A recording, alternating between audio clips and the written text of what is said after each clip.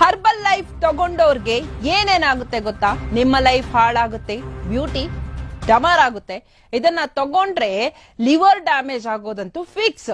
ಅಮೃತ ಅಂತ ನೀವೇನಾದ್ರೂ ಕುಡಿದ್ರೆ ಅದು ವಿಷ, ಸ್ಲೋ ವಿಷ. ಅದು ಡೈಲಿ ನಿಮ್ಮನೇಲಿ ಸ್ಪೂನ್ ನೀವು ತಗೊಂತೀರಲ್ವಾ, ಅದೊಂಥರ ವಿಷ ತಗೊಂಡಂಗೆ. ನಿಮ್ಮ ಅಮ್ಮನಿಗೂ ವಿಷ ಕೊಟ್ಟಂಗೆ, ನಿಮ್ಮ ಅಪ್ಪನಿಗೂ ವಿಷ ಕೊಟ್ಟಂಗೆ, ನಿಮ್ಮ ಒಡ ಹುಟ್ಟಿರೋ ಅಕ್ಕ ತಂಗಿರು ಅಣ್ಣ ತಮ್ಮಂದ್ರು ಯಾರ್ಯಾರು ಫ್ಯಾಮಿಲಿ ಇದ್ರೋ ಅವ್ರಿಗೆಲ್ರಿಗೂ ನೀವು ಹರ್ಬಲ್ ಲೈಫ್ ತಗೊಳ್ಳಿ ಅಂತ ಹೇಳ್ತಿರಲ್ವಾ, ನಿಮ್ ಫ್ರೆಂಡ್ಸು ಫ್ಯಾಮಿಲಿ ಮೆಂಬರ್ಸ್ಗೆಲ್ಲ, ಅವ್ರಿಗೆಲ್ಲ ನೀವು ವಿಷ ಹಾಕ್ತಂಗೆ, ನಿಮ್ ಕೈಯಾರೆ ವಿಷ ಹಾಕ್ತಂಗೆ.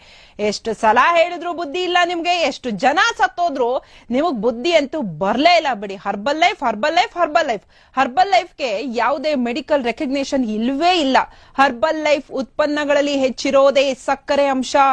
ಅಲ್ಲಿರುತ್ತಲ್ಲ ಸಪ್ಲಿಮೆಂಟ್ರಿ, ಅದ್ರಲ್ಲಿ ಎಲ್ಲ ಇರೋದು ಶುಗರ್ ಕಂಟೆಂಟ್. ಶುಗರ್ ಕಂಟೆಂಟ್ ಜಾಸ್ತಿ ಆದ್ರೆ ಅದು ಡೈರೆಕ್ಟ್ ಆಗಿ ಲಿವರ್ಗೆ ಎಫೆಕ್ಟ್ ಆಗುತ್ತೆ. ಶುಗರ್ ಜಾಸ್ತಿ ಆದ್ರೆ ನಿಮ್ ಬಾಡಿಲಿ ಎಲ್ಲ ಶುಗರ್ ಕಂಟೆಂಟ್ ಅದು ತಿನ್ನೋದು, ಅದು ಕುಡಿತಾ ಇದ್ರೆ ನಿಮ್ಗೆ ಶುಗರ್ ಕಂಟೆಂಟ್ ಜಾಸ್ತಿನೇ ಆಗುತ್ತೆ. ಅದು ಡೈರೆಕ್ಟ್ ಆಗಿ ಲಿವರ್ಗೆ ಹೋಗುತ್ತೆ, ಲಿವರ್ ಹೆಲ್ತ್ ಕೆಟ್ಟೋಗುತ್ತೆ.